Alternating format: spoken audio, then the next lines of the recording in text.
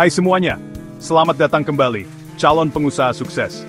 Hari ini, kita akan membahas tentang laporan keuangan. Kalau kalian pernah bertanya-tanya, gimana caranya memahami kondisi keuangan suatu perusahaan? Video ini cocok banget buat kalian.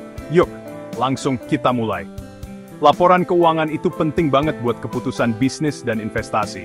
Laporan ini bukan cuma sekumpulan angka, tapi gambaran gimana perusahaan beroperasi, berinvestasi, dan menghasilkan uang. Tapi gimana bacanya? Kita bahas satu persatu ya.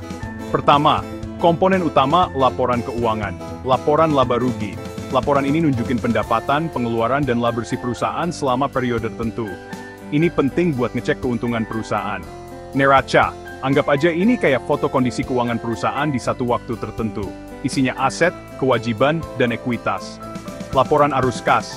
Laporan ini merinci gimana uang masuk dan keluar dari perusahaan. Penting banget buat menilai likuiditas atau kemampuan perusahaan bayar utang jangka pendek.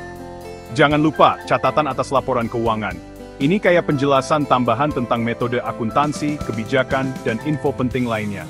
Semua laporan ini mengikuti standar akuntansi kayak IFRS atau GAAP, biar transparan dan terpercaya. Selanjutnya, kita bahas kualitas informasi akuntansi. Informasi keuangan yang baik itu harus relevan, harus bermanfaat buat ngambil keputusan ekonomi. Data yang udah kadaluarsa atau nggak relevan, nggak berguna. Handal, akurat, dan bisa diverifikasi itu penting. Kalau datanya nggak bisa dipercaya, keputusan kita bisa salah besar. Dapat dibandingkan.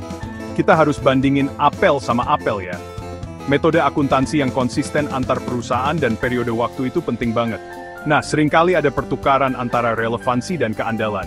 Misalnya, laporan laba rugi yang sering mungkin lebih relevan, tapi kurang handal kalau nggak diaudit secara menyeluruh. Lanjut ke prinsip akuntansi dasar dari pelaporan keuangan. Akuntansi akrual versus kas. Akuntansi akrual nyatet pendapatan dan beban saat diperoleh atau dikeluarkan, nggak peduli kapan uangnya berpindah tangan. Ini ngasih gambaran yang lebih akurat tentang kondisi keuangan. Akuntansi kas nyatet transaksi cuma pas uangnya berpindah tangan. Lebih simple, tapi bisa menyesatkan. Prinsip-prinsip kunci lainnya, pengakuan pendapatan. Pendapatan dicatat saat kewajiban kinerja dipenuhi, bukan cuma pas uangnya diterima. Prinsip pencocokan, beban dicatat di periode yang sama dengan pendapatan yang dibantu hasilkan, biar gambaran keuangannya lebih jelas. Materialitas dan konservatisme, cuma info penting yang dilaporkan. Dan perusahaan harus hati-hati dalam mengakui laba biar nggak terlalu optimis. Akrual adalah penyesuaian yang dibuat untuk mencokkan pendapatan dan beban ke periode yang tepat, meskipun uangnya belum berpindah. Akrual jangka pendek termasuk piutang dan utang usaha, sedangkan jangka panjang mencakup hal-hal seperti penyusutan. Hati-hati ya, akrual yang tinggi bisa jadi tanda manipulasi laba, misalnya mengakui pendapatan terlalu cepat. Banyak investor ngelihat laba perusahaan buat memperkirakan potensi saham. Tapi ingat, nggak semua laba diciptakan sama.